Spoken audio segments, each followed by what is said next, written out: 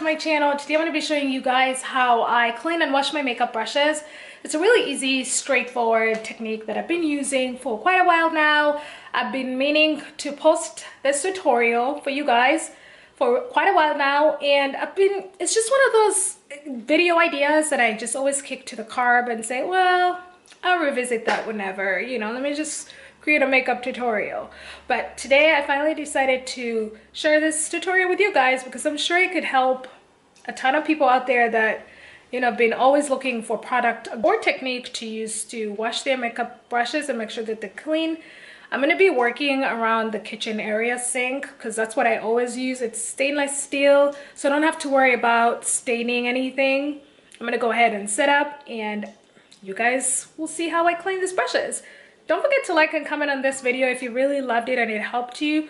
Hit the thumbs up, hit the bell for notifications, and hit the big red subscribe button to subscribe to this channel, okay? Thank you so much for watching, and I will see you in my next one.